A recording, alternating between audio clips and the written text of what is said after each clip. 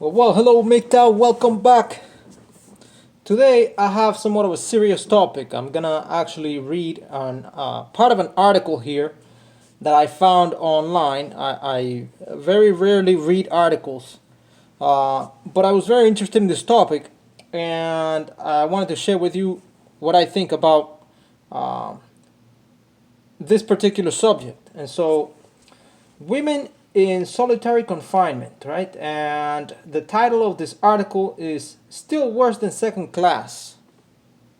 So they start out with this, right? The idea that they're second class citizens, right? When in reality they're the privileged class. You know, they don't open their own doors. They don't, they don't carry their own bags, etc., etc. This idea that women are second class, they really are going to try and push this idea, so that they can promote their agenda and try and get women off easy after they commit crimes. So the subtitle of this article is Solitary Confinement of Women in the United States. Okay, so it is written by the American Civil Liberties Union. Okay, these are the people that supposedly fight for all kinds of freedoms and the destitute or whatnot. In reality, they haven't done shit. I know they haven't done shit for immigrants for many years. And but they jumped into this feminist bandwagon. So it goes like this: women behind bars. Then they talk about solitary confinement and what it means, what it is. So we're gonna jump right into it. All right. But their first argument here is that solitary confinement is used to punish and known to exacerbate mental illness. No shit. I mean, people go to jail, because they did something wrong. They go to jail because society expects a certain behavior from you, in order to maintain order in a civilized environment, right? And if you deviate from that behavior, things are not absolute, right? I mean, there have been things such as political prisoners and so forth and so on in the past, and the system is somewhat corrupt, really corrupt. But for the most part, actually, society expects people to behave a certain way, behave within certain parameters, behave in a way that it doesn't hurt others. And so, there's this idea of corrections, right? The idea of corrections is so that, the people that deviate from that behavior that's beneficial to themselves and to others get punished for it. They get punished for it so they don't do it anymore. So solitary confinement, right? It says here is used to punish and known to exacerbate mental illness. Well, yeah, it's prison time. It's not supposed to be a vacation, So they start working it out like that, and so we have this idea of the penitentiary, right? This is a religious terminology from the days of yore, right? The medieval era, whatnot. The idea that you pay a penitence, right? That you repent, right? That you repent for the sins that you have committed, right? The wrongdoing that you did, right?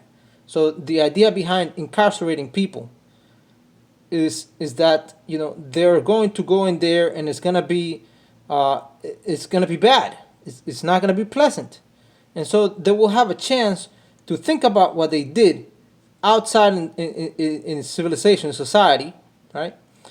And they're going to repent and they're going to change their way of thinking so they don't do it anymore. They don't commit the crime that led them to find themselves in that situation. Again, there are always exceptions, right? Sometimes people are accused of committing crimes. Trust me, I'm a man. People are accused doing things that they didn't do. You see where I'm going with this? All right. Then it says here. Then they jump right into it, and it says, solitary confinement of pregnant people. Pregnant people. People don't get pregnant. Women get pregnant. Now, women are people, right? But there is a subcategory of people. There are a subcategory of people. So it goes women, people. People includes men and women, both, right? And then women are a subcategory of people, right? So, but people don't get pregnant. Women get pregnant, right? So the, there's so much bullshit in this article. I mean, they play with words in such a way as to brainwash the masses or the people, the reader of this article, so that you end up feeling sorry for the women that committed those crimes.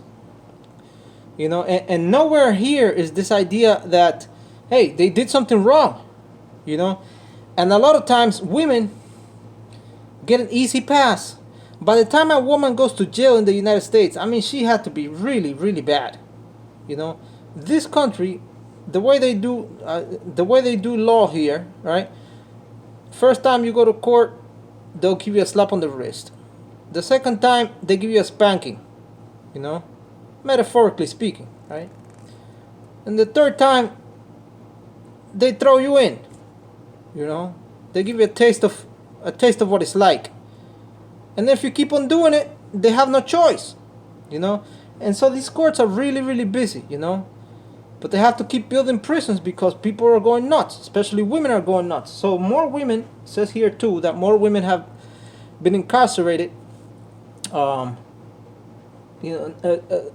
more than ever, right? The number of women in prison, right, is the greatest it's ever been, right? Which makes sense. I mean, prisons are making money now, and they're throwing a lot of men too. But this is, you got to keep in mind, this is the government that women voted for, right? This is the big government that women voted for, right? That's building all these prisons, right? The prison industrial complex, right? That's what they want. They want big government. They want no freedom for anybody. They want government interference and control into every aspect of a man's life, and that's what they got. They get a taste of their own medicine. So now they don't want, they don't want to go to jail for having committed a series of crimes, And when they go there, they want it easy. Jail is not supposed to be easy. It's not supposed to be a vacation. Again, there's always going to be people that have been falsely accused of, of things they did not do, and I'm sorry about that. I mean, that's just, it just happens, Luckily now, that there's more technology available. That's been one positive side of that interference in our daily lives. The cameras that are there, constantly watching us. Or the trail of the record of our activities that's constantly being recorded or whatnot, right? All this can serve to clear some of the things that whether something did happen or not. But it says here. Okay, so I was saying, solitary confinement of pregnant people is harmful and internationally condemned. Yes, it's supposed to be harmful. It's supposed to be harmful, so you repent, so you don't do it again. Then it says here that it's used to retaliate against or re-traumatize victims of past abuse. Now, this happens. It's unfortunate. It's jail. It's tough. I think it was the philosopher Friedrich Nietzsche. He literally asked. He said that he wasn't sure why people were put in jail. Right? He wasn't really sure of why people were put in jail because in his mind there was a should be in a relationship of master and slave. The strong would reign supreme, right? The Napoleons of the world will reign supreme, and everybody else, that wasn't a Superman, right? was naturally and rightly so to be, below this super, this ubermac, right, this superhumans, right, of that only come to history, once in a blue moon. Nietzsche is a very interesting read, but he doesn't, you know, he doesn't adhere to Christian values at all. So he doesn't believe in, the weakness, or that the weak shall inherit the earth, right? And anyways, I'm getting kind of sidetracked here a little bit, but um, where did I lose myself here? Let me find myself here again. Oh yeah, so it's used to re-traumatize victims of past abuse, and I say yes, that happens. Sometimes it happens. Jail is supposed to be hard, and then their next sentence here says it can render incarcerated women more vulnerable to abuse by correctional officers. Now this here, I mean, these people are really careful how they use their wording. You see, it says it can render them. It doesn't say that the correctional officers abused them, right? Why? Because there are many women who are correctional officers, right? So they're not really saying that they get abused by male correctional officers, especially since these people depend on law enforcement to continue and their push against men.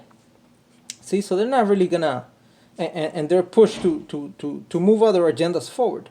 So they're not really gonna throw all of law enforcement under the bus. They're just really careful about how they use their words, so as not to offend the people that they depend on.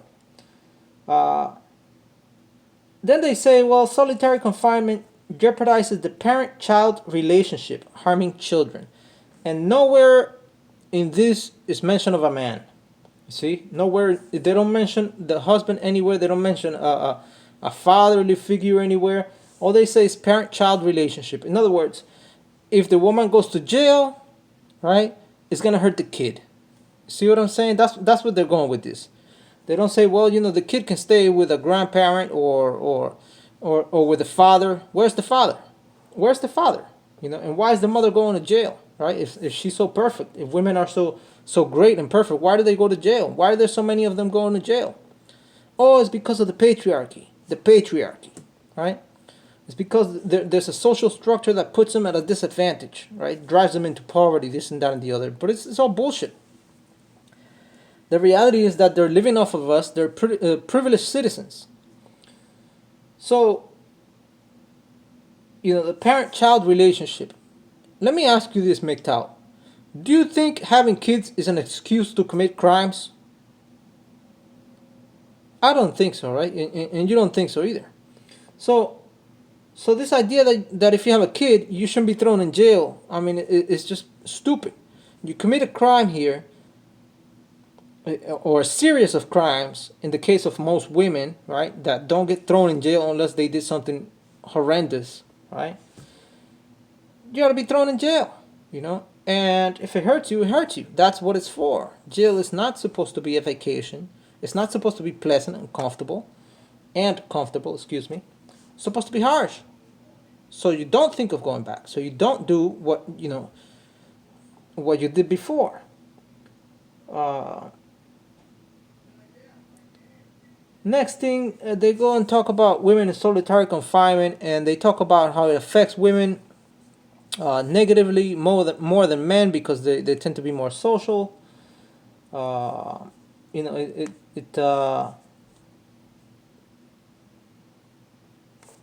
It talks about older women, and then of course they got to throw the transgender women there, right? Transgender women in solitary confinement. So I mean, if you're a transgender, you committed a crime. You committed a crime. It doesn't matter. There should be, there should be equality under the law, right, for everybody. We all know that's not completely, true the way it should be, right? We know that some people who are better off, more connected or whatever, they can get away with some crimes, especially white collar crimes, But anyways, I kind of glossed over these things here because I wanted to bring attention to this idea of mine, right? And I'm sure others of you have had the same ideas pass by your mind, right? This idea that, hey, if women are different, right? In other words, if they like to be taken care of, as opposed to being free, right? And we're sending them to jail, all right? We put them in a situation where it's their ideal environment in a sense, right? They're gonna be taken care of. Uncle Sam is there to care for their needs, giving 3 square meals, a roof over their heads, right? Even some guys are comfortable in that environment. But my thing here is this, right? We're not punishing women or we should not punish women for the crimes that they committed in the same way that we punish men. For a man, the loss of freedom is perhaps everything, second only to the loss of life. But for a woman, it appears, from their actions out here in the regular world, right? It appears that they're okay being dependent. It appears that they're okay not being as free, right? They vote for dependency. Their actions call for dependency, right? Even though they say otherwise. So I'm not saying all women. I'm really not saying all women, but we have to look into the situation further. For law enforcement officers and officials, and lawmakers. If you are a lawmaker that's looking into this MGTOW thing, right? I urge you to reconsider some of the ways, if you're an attorney or whatnot, or law enforcement, right? You're in law enforcement, a judge, any person that's in this industry, right, or in this field of law, right? You really have to reconsider the way in which you think about women and the penal system, penal, not penis, penal system. We all have to reconsider that. How do we properly administer equitable punishment for the same crime for both women and men? Because if we throw a guy in jail for 20 days, I don't think it's the same as throwing a woman in jail for 20 days. I mean, unless we're equal, right? But right now, these people are telling me that women are not equal. That's what they're saying, that they have special needs and special circumstances, right? So are we equal or are we not equal? Because if we're equal, right, and we commit the same crime, then we should be thrown in jail for the same amount of time, punished the same way. But if we're not equal, then they should be punished differently. Perhaps more jail time, perhaps more, and I hate to say this because I don't wish this on anybody, men or women, unless there's no alternative. Perhaps more solitary confinement of some sort, even if it's in an outdoor setting. As opposed to it being indoors with low light or whatnot. So there's we have to reconsider the way in which we punish women because they are committing as much crime as men, if not more. I mean, you see from not just from all the videos that we watch here in the MGTOW community, but the statistics are there. They commit a lot of crime. They're habitual liars. And they're not getting punished for it. And when they're getting punished for it, they're not getting punished for it properly. So, anyways, that's something to consider, for some of you out there, especially those of you that are in law enforcement or in or participate in the inner circle of the creation of our legal system. You really have to think about how it is that we're punishing women. Anyways, thank you for watching. I'll catch you in the next video.